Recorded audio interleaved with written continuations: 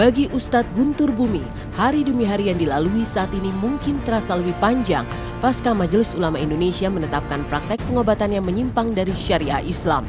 Setiap hari mantan pasiennya berbondong-bondong mendatangi padepokannya, namun padepokannya kini telah kosong. UGB pun menghilang bak di telan bumi. Rumahnya pun sepi, hanya dijaga oleh petugas security. Kemarin mantan pasien yang berbondong-bondong mendatangi padepokan UGB semuanya gigit jari. Bahkan mantan pasien pun ada yang geleng-geleng kepala karena UGB telah menghapus PIN BB pasien tersebut.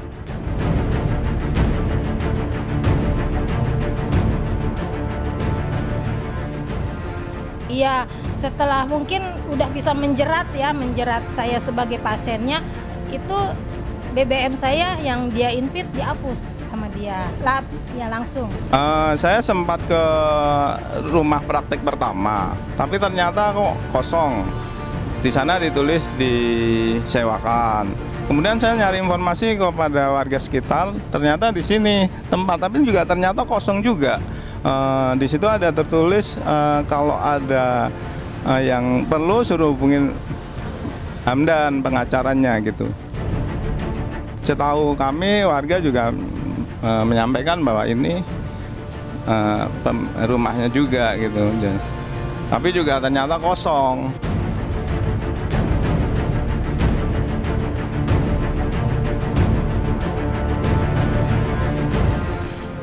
Yang pasti dia nggak ada di sini pasti.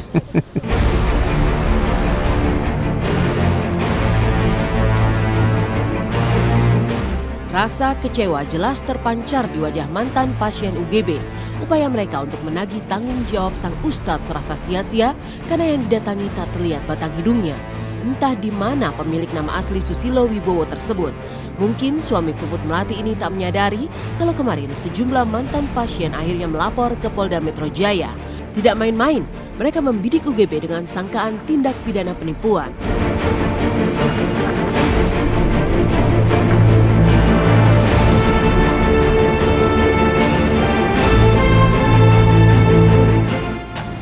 Hari ini kami mendampingi beberapa klien kami, termasuk adik ini, melaporkan Susilo Wibowo yang lebih dikenal sebagai Ustadz Guntur Bumi dengan sangkaan penipuan sesuai dengan ketentuan pasal 378 Kitab Undang-Undang Hukum Pidana dan pasal 156A.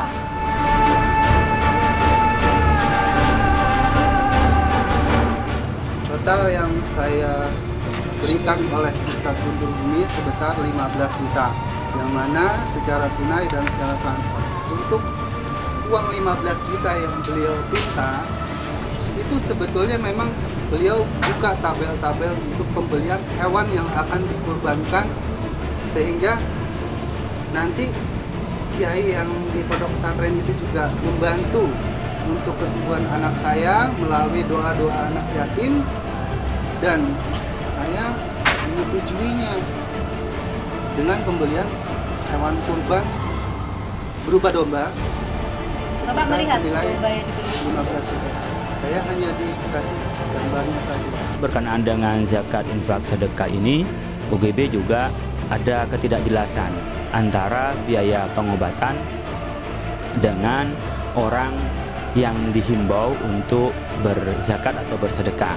Sehingga masyarakat menjadi tidak mengerti antara mana biaya pengobatan dan mana orang yang harus dizakatkan. Sehingga orang punya persepsi bahwa sedekah dan zakat itu hanya kepada UGB dan manajemennya. Tapi di manakah UGB kini berada? Pasca hadir di kantor pusat MUI Rabu kemarin, kini ia hilang bak di telan bumi. Di padepokannya yang kosong di kawasan Pondok Pinang, Jakarta Selatan tertulis pengumuman bagi jemaah yang ingin berhubungan dengannya, silakan hubungi pengacara Ramdan Alamsyah. Tim intens pun berusaha mencari keberadaan UGB. Tak bisa bertemu dan berhadapan langsung, UGB berhasil dikontak lewat telepon. Namun ia tak mau menjelaskan di mana dirinya berada.